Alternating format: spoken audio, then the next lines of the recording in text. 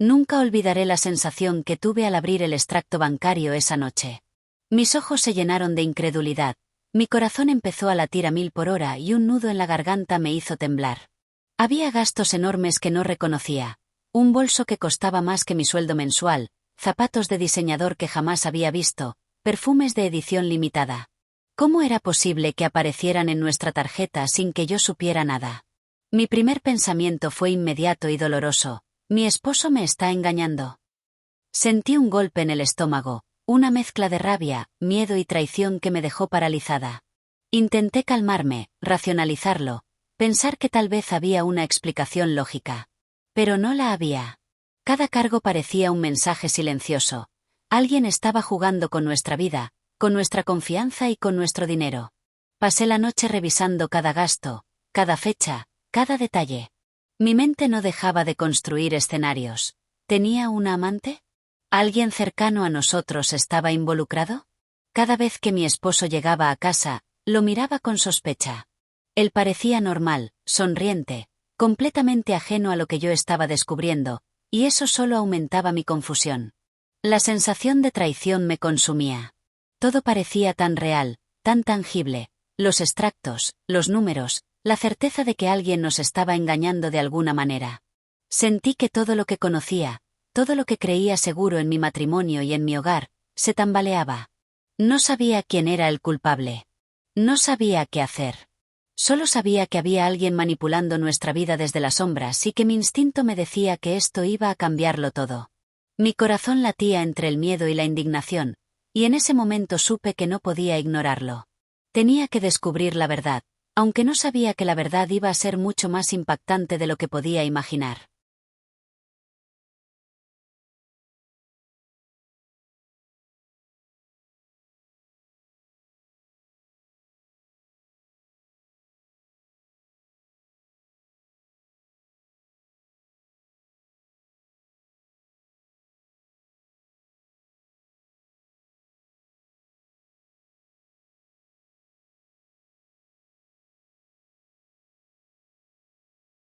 Cada día aparecían nuevos cargos en la cuenta.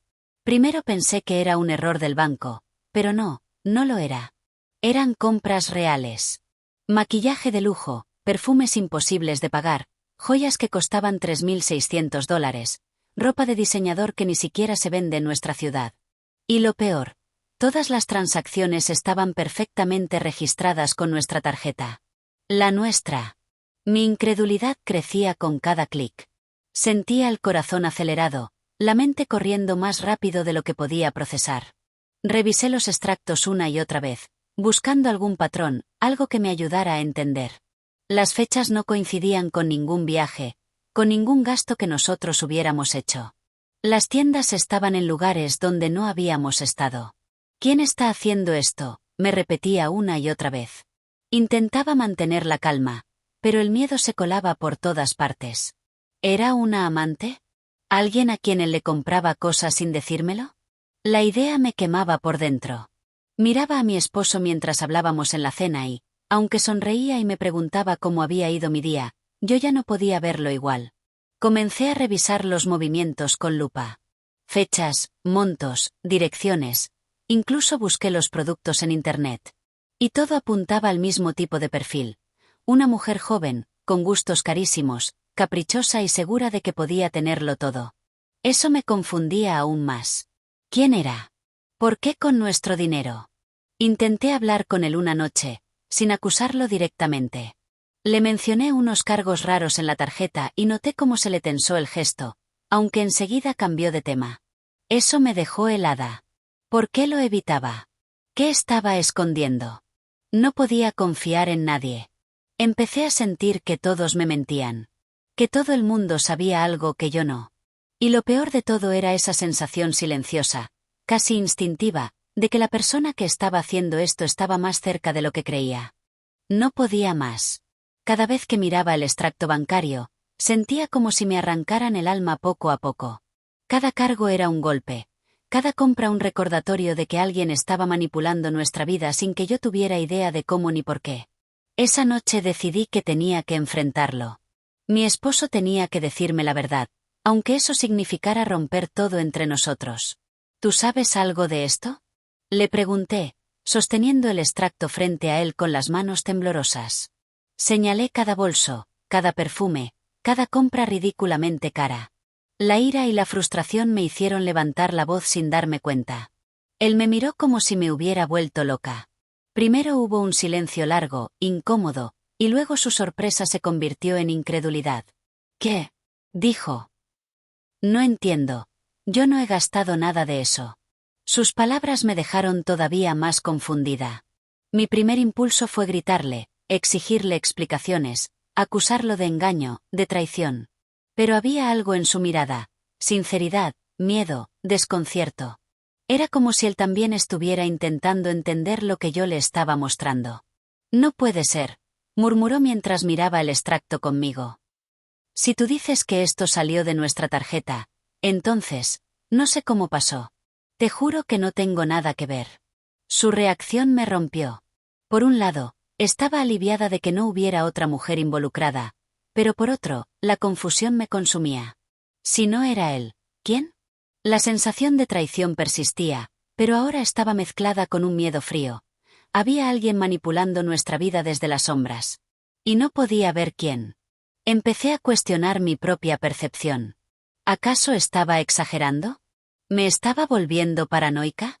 Pero no, no podía ser paranoia. Los números eran claros, las fechas, los lugares. Todo apuntaba a alguien que sabía exactamente lo que estaba haciendo y cómo ocultarlo. Durante horas hablamos, intentando descifrar el misterio. Él revisó sus correos, sus mensajes, sus tarjetas de fidelidad, cualquier cosa que pudiera explicar los cargos. Nada. Todo parecía normal, hasta que llegamos al mismo punto. Ninguna explicación lógica aparecía. Esa noche me acosté sola, con un nudo en el estómago que no me dejaba dormir. Cada ruido en la casa me ponía alerta. Cada pensamiento sobre quién podría estar detrás me hacía sentir vulnerable y atrapada. Sabía que no podía confiar en nadie, y que mi mundo estaba a punto de cambiar. No podía imaginar que la persona que estaba detrás de todo esto era alguien que estaba mucho más cerca de lo que yo creía, alguien que durante todo este tiempo había estado manipulando, disfrazando su imagen de víctima y usando la confianza de todos a su favor. Pero eso aún no lo sabía. Todo lo que podía hacer era planear mi próximo paso, mientras la sensación de misterio, traición y peligro crecía a cada minuto. Y algo dentro de mí me decía que esto apenas estaba comenzando.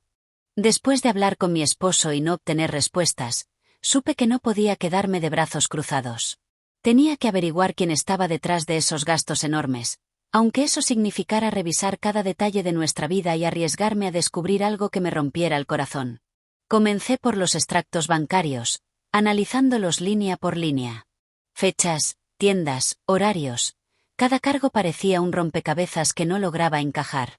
Algunos eran compras de madrugada, otras en ciudades donde nunca habíamos estado. Mi mente no paraba de buscar explicaciones. Quizá es un error del banco, quizá alguien tomó prestada la tarjeta sin avisarme, pero el patrón era demasiado consistente para ser casualidad.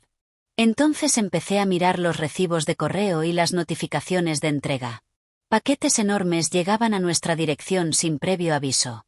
Y cada vez que preguntaba, mi esposo fruncía el ceño, confundido. ¿Paquetes? No me han llegado, cariño, seguro que revisaste bien. Pero yo sabía que no era mi imaginación. Cada vez que revisaba su correo o su teléfono, encontraba mensajes ambiguos de tiendas de lujo, confirmaciones de pedidos que él nunca había hecho. Intenté no perder la calma, pero la sensación de que alguien nos estaba manipulando crecía con cada evidencia. Comencé a tomar notas, a crear tablas con fechas, importes, direcciones. Todo apuntaba a alguien cercano, alguien que conocía nuestras rutinas y sabía cómo pasar desapercibido. Empecé a recordar pequeñas cosas que antes no parecían importantes. Su hermana que siempre olvidaba su billetera, su sonrisa un poco demasiado confiada cuando hablábamos de dinero, esa forma de actuar como si fuera la víctima de la vida y todos debiéramos ayudarla. Por primera vez, sentí un escalofrío. ¿Podría ser ella? Pero rápidamente me dije que estaba paranoica, que era imposible. Nadie tan cercana haría algo así. Al mismo tiempo, los mensajes de mi esposo empezaban a parecerme sospechosos. Cada vez que lo miraba, sentía que me ocultaba algo, aunque él jurara que no tenía nada que ver.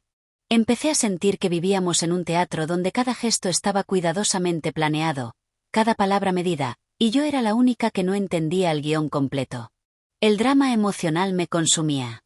Sentía rabia, frustración, miedo y traición al mismo tiempo. Era como si nuestra vida se hubiera convertido en un laberinto donde alguien movía las paredes mientras yo intentaba encontrar la salida. No podía confiar en nadie, ni siquiera en mi instinto, porque cada nueva pista parecía contradecir la anterior. Y lo peor era esa sensación constante de que el culpable estaba mucho más cerca de lo que imaginaba, alguien con acceso directo a nuestra vida, que usaba la confianza y la buena imagen que todos tenían de ella para actuar impunemente. Cada pista nueva aumentaba mi determinación. Tenía que descubrir quién estaba detrás, aunque la verdad me rompiera el corazón. Las noches ya no eran noches. Eran tormentas interminables en mi cabeza. Cada vez que me acostaba, los cargos en la tarjeta daban vueltas en mi mente, mezclándose con recuerdos y sospechas. Intentaba racionalizarlo, pero mi corazón no me dejaba. ¿Cómo podía alguien tan cercano a nosotros hacer algo así? La idea de que fuera mi esposo se volvió menos probable, pero aún así no podía descartar nada. Mi mente empezaba a construir escenarios que me helaban la sangre. ¿Y si tiene una amante? Pensaba mientras miraba cómo él revisaba el teléfono con normalidad, como si nada estuviera ocurriendo. Cada mensaje, cada notificación me parecía sospechosa. Pero también había otras posibilidades. ¿Un amigo cercano que había usado la tarjeta sin permiso? ¿Un familiar con acceso a nuestra vida, que aprovechara nuestra confianza? Cada escenario era peor que el anterior y ninguno me daba paz. Me di cuenta de que empezaba a sentirme atrapada en mi propia casa. Cada habitación parecía un tribunal donde yo era la acusadora, buscando pruebas de traición en cada rincón. Revisaba los paquetes que llegaban, los recibos olvidados, cada pequeño detalle que antes me pasaba desapercibido. Ya no podía confiar en nadie. Cada sonrisa, cada comentario de la familia, incluso los gestos aparentemente inocentes de mi esposo, empezaban a parecer sospechosos. Comencé a analizar la vida de la familia de cerca. Recordé cosas que antes me parecían inofensivas. Su hermana siempre hablando de lo difícil que era encontrar trabajo, las constantes excusas para pedir ayuda con dinero, la manera en que todos parecían mirarla con indulgencia y compasión. Mi corazón se encogía al pensar que quizá la persona que estaba detrás de todo esto no solo era alguien cercano, sino alguien que jugaba con la imagen de víctima para manipularnos. El drama interno me consumía. Me sentía sola en medio de la multitud, rodeada de personas que aparentemente me querían, pero que quizá estaban ciegas ante la traición. Cada conversación con mi esposo me dejaba más confundida. Su sorpresa parecía genuina, pero había algo que no encajaba. Cada palabra, cada gesto, alimentaba la sensación de que me estaba perdiendo algo que estaba justo frente a mis ojos. Comencé a tomar notas obsesivamente, cruzando fechas, montos, ubicaciones y nombres. Cada patrón que aparecía reforzaba la idea de que alguien estaba manipulando todo a escondidas, disfrutando de la confusión que me causaba. Mi mente no descansaba, y cada nuevo hallazgo aumentaba el drama. La traición ya no era una posibilidad, empezaba a sentirse como un hecho inevitable. Y entonces, una idea comenzó a filtrarse en mi cabeza, tímida pero persistente. La traición venía de alguien que todos consideraban inocente, alguien que había aprendido a disfrazar su verdadera personalidad detrás de la bondad y la vulnerabilidad que todos aceptaban como verdad. Esa sospecha me dejó helada, pero también encendió un fuego en mí. No descansaría hasta descubrir quién estaba detrás, aunque eso significara enfrentar a la familia entera. Estaba sentada en la mesa de la cocina, rodeada de extractos, recibos y notas que había estado acumulando durante semanas. Cada nueva revisión me hacía sentir que me estaba acercando a algo grande, algo que cambiaría todo. Empecé a notar un patrón extraño. Muchas compras coincidían con los días en que la hermana de mi esposo visitaba nuestra casa o estaba cerca. Cosas que antes me parecían normales ahora tenían un peso diferente. Su risa demasiado segura, sus comentarios casuales sobre la tarjeta del matrimonio y su constante necesidad de preguntar por nuestro saldo. Empecé a observarla más de cerca, sin que ella sospechara nada. Noté que revisaba cada detalle cuando hablábamos de dinero, que siempre tenía excusas para acercarse a cosas que antes eran privadas. Cada gesto me hacía sentir que algo no cuadraba, pero todavía no podía conectar todos los puntos. Cada sospecha que tenía parecía demasiado fuerte para ser cierta. Y entonces ocurrió algo que me dejó helada. Un cargo de $30.000 en un reloj de lujo apareció en el extracto. Leí y releí la descripción, pensando que estaba equivocada. ¿$30.000? ¿Un reloj? En ese momento sentí como si el aire se hubiera ido de mis pulmones. Esto ya no era un bolso caro o un perfume.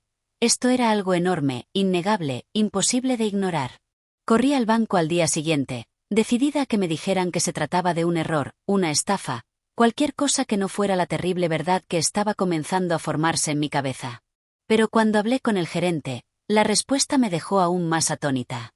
Señora, estas compras no son una estafa. Todas han sido autorizadas con la tarjeta. Me quedé sin palabras. Cada intento de encontrar una explicación lógica se desmoronaba. Había alguien usando nuestra tarjeta con plena autoridad, y cada vez estaba más claro que no era un extraño. Estaba dentro de nuestro círculo más cercano. Mi mente corría a 1000 por hora. Empecé a recordar momentos en los que la hermana de mi esposo había estado demasiado interesada en nuestras finanzas, en la manera en que gastábamos, en los detalles de cada compra. Todos esos pequeños detalles que antes parecían inocentes, ahora eran piezas de un rompecabezas aterrador. Pero todavía no podía probarlo. Cada pensamiento me llevaba a un callejón sin salida. Cada sospecha era un susurro que no podía gritar en voz alta. Mi esposo seguía siendo ajeno, sorprendido y desconcertado, y la hermana, ella seguía su papel de víctima, de mujer inofensiva que nadie podía imaginar haciendo algo así. El drama y la tensión emocional eran insoportables. Sentía rabia, miedo y traición mezclados, mientras entendía que alguien que todos confiábamos estaba manipulando nuestras vidas a escondidas, gastando miles y miles como si fuera su derecho natural. Y lo peor, todavía no tenía pruebas suficientes para enfrentarlo directamente. Ese reloj de $30.000 no era solo un lujo, era un signo de que la traición estaba más cerca de lo que jamás hubiera imaginado. Y yo sabía, con cada fibra de mi ser, que la tormenta apenas comenzaba. Lo organicé como una trampa perfecta. Había pasado días preparando todo, extractos impresos, capturas de pantalla, las fechas alineadas como una línea de tierra firme que no podía negarse. Incluso pedí a una amiga que viniera con su móvil para grabar la conversación. No pensaba perder la oportunidad de dejar todo por escrito. Yo necesitaba pruebas y público. Si iba a acusar a alguien de robarnos así, lo haría delante de todos, sin rodeos. Elegí el domingo porque sabía que la casa estaría llena. Los padres de él, mi esposo, su hermana, todos. Les pedí a todos que vinieran bajo la excusa de hablar de algo importante y la casa olía a tensión contenida desde media tarde. Sentí las manos sudorosas, pero también una claridad fría. Era ahora o nunca. Ella llegó puntual, impecable, con esa sonrisa de siempre, esa seguridad que me ponía los pelos de punta. Se sentó como si fuera la anfitriona y saludó a todos con naturalidad. Y entonces la vi. En su muñeca, como un faro burlón, estaba el reloj. El mismo modelo descrito en la factura, oro rosado, esfera grande, correa de piel cara, un reloj que yo había leído en el extracto por $30.000. Mi respiración se cortó. Por un segundo pensé que me daría risa de lo obvio que era. Por otro, sentí una rabia tan pura que me costó contenerla. Empecé con calma, para que no pudieran distraer o hacer teatro. Saqué las hojas, las puse encima de la mesa y dije, con voz firme: quiero que miremos esto juntos. Todos callaron. Miradas rápidas, cuchicheos. Yo había preparado las pruebas, los cargos, las confirmaciones de compra, la fecha. Le pedí a mi amiga que empezara a grabar discretamente. Mi plan era sencillo: confrontarla, que la evidencia la dejara en silencio, que su cara se incendiara de vergüenza y que la familia, al ver todo, reaccionara con la indignación justa.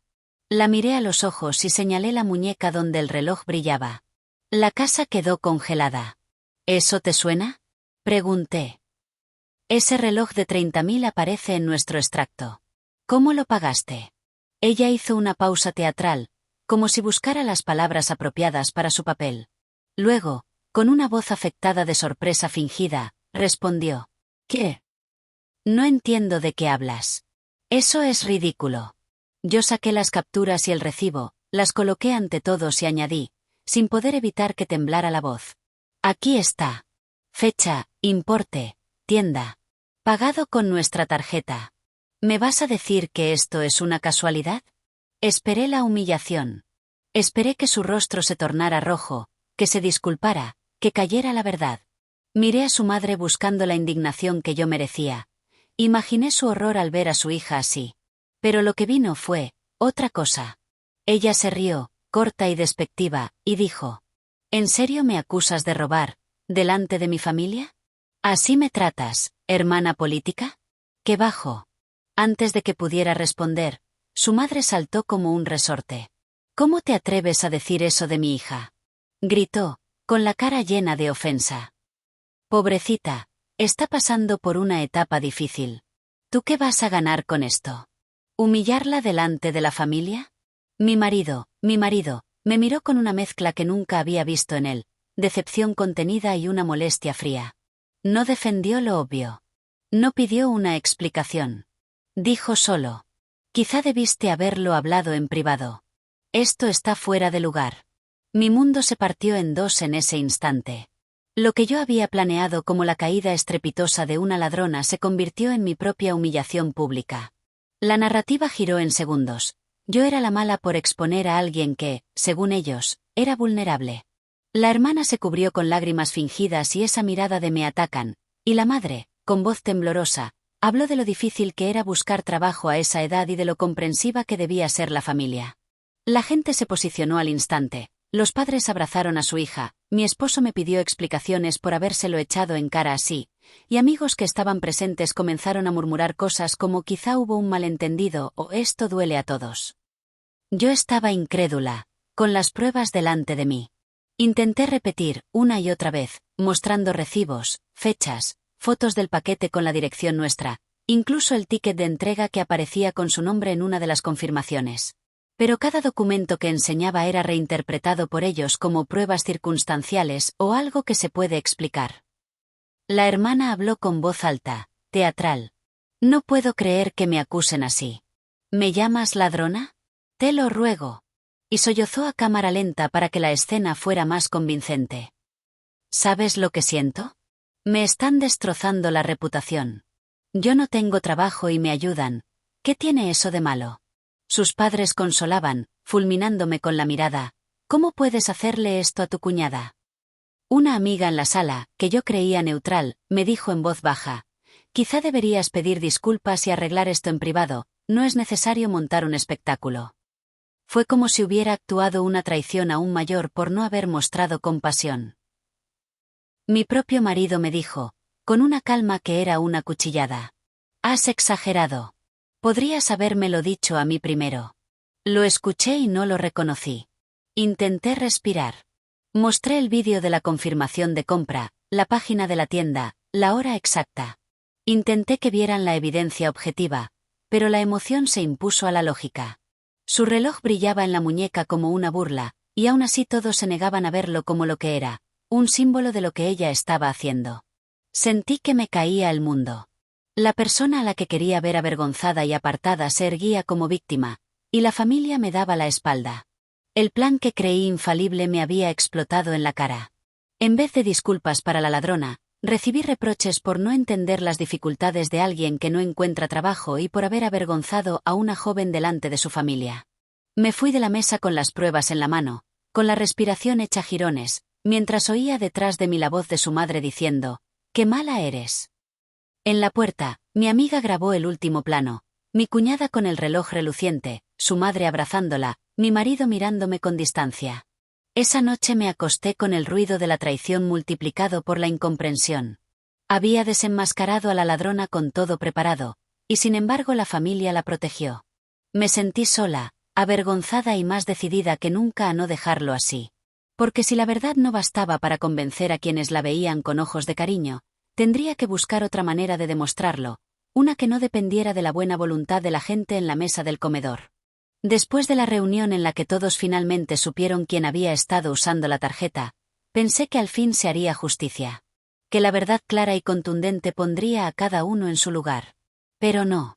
La familia se volcó del lado de mi cuñada de una forma que jamás hubiera imaginado. Mi cuñada, la ladrona evidente, se convirtió de repente en la víctima. Los padres comenzaron a justificar todo: ella no tiene dinero, pobrecita, ¿Qué mal hay en que use lo de su hermano? Está triste últimamente, y se compra cosas para sentirse mejor, no lo tomes tan a pecho. Solo es dinero, ¿por qué haces un drama? Yo los miraba sin poder creer lo que oía. Era como si la lógica, la evidencia y la justicia no existieran en esa casa. Todo se reinterpretaba para favorecer a ella, para pintar su egoísmo y manipulación como actos de necesidad o tristeza. Mi esposo, que había estado dolido y confundido, se acercó a mí un día después. Me tomó de la mano y dijo con voz baja: «Necesito un poco de espacio. Quiero estar solo y aclarar mis ideas. Quizá deberías ir unos días con tus padres». Mi cerebro se detuvo. ¿Cómo? Yo la que tengo que irme. Yo, que he estado sufriendo todo este tiempo por su comportamiento. Lo miré atónita, esperando que estuviera bromeando, que dijera que era una locura, pero no. Su cara estaba seria. Mis palabras murmuradas en shock apenas salieron. ¿Perdona? ¿Yo me tengo que ir? ¿Tú no ves que todo esto es culpa de ella? Él suspiró, con ese gesto de alguien que se siente atrapado entre su familia y su mujer, y me dijo: «No es culpa tuya. Solo necesito tiempo para procesarlo». Me sentí traicionada, humillada y, al mismo tiempo, enojadísima. ¿Cómo era posible que quien había estado robando y manipulando a todos fuera vista como víctima, mientras yo, la que tenía razón desde el principio, me encontraba señalada por no entender sus necesidades emocionales? Todo se había vuelto una especie de mundo al revés. Pero no fue solo la familia. A los días, mientras revisaba mi teléfono, encontré mensajes y comentarios en redes sociales que me dejaron helada. Amigos, conocidos, incluso personas que apenas me habían cruzado antes, comentaban cosas como: «Qué mala cuñada, tan dura con ella. No entiendes que está triste y necesita consuelo. Deberías perdonar, pobrecita, no tiene independencia». Sentí que me miraban todos a través de sus palabras, señalándome como la mala, la exagerada, la injusta. Cada notificación que llegaba era como un martillo golpeando mi confianza. La indignación me recorría el cuerpo, mezclada con la tristeza más profunda. Había luchado por la verdad y la justicia, y el mundo, incluido mi esposo y su familia, parecía volverse contra mí. Mi cuñada no se arrepentía de nada. Caminaba por la casa con su aire altanero, segura de que nada le pasaría, mientras yo me sentía atrapada en una prisión de incomprensión y mentiras. Su madre la consolaba, la defendía, y la convertía en víctima de una cuñada que no entendía la vida de los demás. Y yo me preguntaba, noche tras noche, mientras las lágrimas caían sin control: ¿cómo es posible que todo lo que está mal se haga pasar por correcto? ¿Cómo pueden ignorar el robo, la mentira, la manipulación, y responsabilizarme a mí por señalar la verdad? Todo lo que conocía se había invertido. La rabia y la frustración me quemaban por dentro. En ese momento supe que no podía seguir esperando que la familia cambiara de opinión, ni que mi esposo viera la verdad. Si quería justicia y respeto, tendría que encontrar otro camino. La humillación pública, la presión social y la indiferencia de quienes deberían protegerme me dejaron una certeza: la batalla apenas comenzaba, y esta vez no iba a depender de que nadie me apoyara. Nunca imaginé que el último golpe sería también el que por fin me devolviera la paz. Después de todo lo que pasó, las compras, la humillación pública, la justificación de todos, llegó un momento en el que la farsa no pudo sostenerse más. Las deudas, los tickets, las contradicciones y las facturas comenzaron a acumularse delante de sus propias narices y esta vez, la gente empezó a ver lo que yo había estado denunciando desde el principio. Lo primero fue el banco. Con las pruebas que había juntado, capturas, números de seguimiento, confirmaciones de entrega, y con el rechazo en la tienda por falta de fondos, el gestor ya no pudo mirar hacia otro lado. Presenté formalmente todo lo que tenía: extractos, comprobantes y, sí, esa sensación de fin de ciclo que me recorría el cuerpo mientras lo hacía. No quería venganza jaguarística, quería justicia. Que se aclarara lo que había pasado y que no siguieran vendiendo la historia de pobrecita por la que yo debía callar. El banco hizo lo suyo: investigación interna, reclamaciones a los comercios y auditoría de la cuenta. Fue un proceso frío y administrativo, pero que empezó a arrancar la máscara. Algunas tiendas devolvieron importes pendientes, otras bloquearon tarjetas y solicitudes a proveedores dejaron en evidencia la mecánica de gasto que la cuñada había utilizado. No todo volvió de golpe, pero la estructura de su impunidad comenzó a tambalearse. La familia reaccionó. No todos al mismo tiempo, ni todos con la misma honestidad emocional, pero hubo grietas. Sus padres se vieron obligados a mirar documentos que no se resignaban a reinterpretar como caprichos comprensibles. Al ver números, facturas y pruebas, algunos silencios se hicieron más largos y las disculpas torpes comenzaron a aparecer. No todo el mundo admitió nada con sinceridad, pero la narrativa que defendía a la cuñada dejó de ser automática. Y entonces llegó el día en que ella colapsó. Fue una escena casi patética. La vimos en público, intentando mantener la pose, y fue la propia magnitud económica la que la traicionó. No hubo drama sobreactuado que funcionara. La gente empezó a comentar entre susurros, los amigos que antes la elogiaban se retiraron, algunos pagos se bloquearon y lo que parecía inagotable se agotó. La cuñada ya no tenía la red invisible que la sostenía. Proveedores pedían garantías, tiendas pedían devoluciones, y las explicaciones no alcanzaban. Mi marido lo vivió todo con una mezcla confusa de vergüenza y alivio. Pero en lo íntimo todo era otra cosa. Cuando la presión externa subió, él tuvo que decidir de qué lado estaba. Y su decisión fue tan dolorosa como clara. Él se puso del lado de su hermana.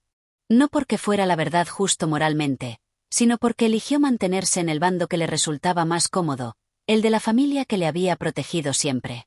Me lo dijo sin aspavientos, con una frialdad que me dolió. Creo que necesito estar con mi familia ahora. Voy a quedarme con ellos unos meses. Y esos unos meses se convirtieron en un adiós. No voy a mentir, la sensación de abandono fue brutal. Me quedé mirando su equipaje y lo único que pensé no fue en la traición de los demás, sino en lo tranquilo que me sentía por primera vez al saber que ya no tenía que soportar su ambivalencia. Si él prefería devolverle la comodidad a quien había abusado de nosotros, que así fuera. Que se fuera. Que permaneciera donde su lealtad lo llevara.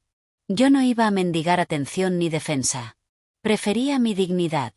Mientras él se instalaba en la casa de su madre, las cosas se pusieron en su terreno. La cuñada intentó recomponer la historia de nuevo. Lágrimas, promesas, ese discurso de estoy perdida, no sé qué haría sin vosotros, pero ya no era suficiente. Había tests, números, hechos. Algunos miembros de la familia trataron de mediar. Otros, avergonzados, guardaron silencio. Ella perdió aliados. Y yo gané claridad. Con el tiempo y la calma que me había negado antes, tomé decisiones prácticas. Cerré la cuenta conjunta, abrí otra cuenta solo mía, pasé todas las domiciliaciones a mi nombre y, sin ostentación, organicé mis finanzas como había hecho siempre, solo que ahora sin fugas ni chantajes. Fue un proceso burocrático, sí, pero también simbólico. Recuperar la autonomía económica significó recuperar mi libertad emocional. Me mudé a un apartamento más pequeño pero tranquilo, sin lujo espectacular, pero mío. Pagué lo que debía con la cabeza fría, planifiqué mis gastos y, poco a poco, empecé a disfrutar pequeñas cosas que antes parecían imposibles. Una cena sin tensión, un fin de semana sola leyendo mientras sonaba una playlist que yo elegía, un viaje corto con una amiga que no juzga y sí te acompaña. Empecé a trabajar con más enfoque, a invertir en proyectos que me gustaban y a poner límites claros con quien intentara traspasarlos. La cuñada se quedó con su drama, y aunque intentó recomponerse económicamente por otros medios, trabajos esporádicos, préstamos, llamadas a la familia, la vida frente a frente no volvió a ser la misma para ella. Perdió la facilidad del crédito, la mirada cómplice de algunos amigos y la certeza de que siempre habría alguien que pagara sus caprichos. La consecuencia fue dura para ella y, en cierta medida, justa. Mi marido, por su parte, eligió quedarse con su hermana. No vine a rogarle ni a arrastrarme por un sitio que ya había demostrado sus prioridades. Si su elección era estar al lado de quien prefería tolerar el abuso y blanquearlo, allá él. Yo, en cambio, elegí el alivio de no tener que explicarme cada día ni justificar mi coraje. Antes de irme definitivamente, hice algo que cerró muchas bocas. Organicé una última conversación con calma ante su madre, con testigos neutrales, no para humillar, sino para aclarar. Expliqué lo que había pasado, mostré las fechas, las transferencias y, sí, dije lo que sentía, que me habían fallado y que me iría por respeto propio. Fue una conversación dura, con reproches y lágrimas, pero sin gritos. Yo hablaba desde la firmeza, no desde el rencor. Y entonces me fui. No salí con un escándalo, ni con un montaje dramático. Me marché con una maleta, mis documentos, mis llaves y la sensación reconfortante de que por primera vez elegía mi tranquilidad. Empecé a vivir de forma sencilla pero plena. Viajes cortos que quitan el alma, cenas con amigas que son familia, proyectos laborales que me llenan. No pago caprichos de nadie que no los haya ganado. No me convierto en la cartera de los irresponsables. Lo mejor de todo es que la vida me devolvió lo que me habían quitado: paz, tiempo y dignidad. No necesito la aprobación de los que antes me criticaban en redes. No necesito demostrar nada a la que intentó robarme. Mis cuentas están en orden. Mi casa es mía. Mis decisiones son mías. Y cada vez que me veo en el espejo recuerdo que actué con integridad, que puse límites y que no permití que me convirtieran en cómplice pasiva de lo injusto. Antes de cerrar la puerta de esa etapa para siempre, dejé un mensaje claro: no soy tu cajero. No soy tu parche emocional. No pagaré tus caprichos ni seré cómplice de tus mentiras. Fue un mensaje sencillo, pero potente. Y me marché con la certeza de haber elegido bien. Hoy, cuando me preguntan cómo estoy, respondo con una verdad que pesa y alivia a la vez: estoy en paz. Gano lo suficiente para vivir tranquila. Puedo permitirme caprichos propios y, sobre todo, no pago la vagancia ni el ego de nadie. He aprendido que la dignidad vale más que cualquier discusión familiar, y que a veces perder personas que no te respetan es la mejor forma de encontrarte. La cuñada cayó. Mi marido se fue con ella y con su familia. Yo me quedé con mi tranquilidad, mi dinero y mi vida. Y, mientras cierro esta puerta, sé que tomé la decisión correcta. Prefiero vivir tranquila y sola que vivir arrastrándome por quien no me defiende.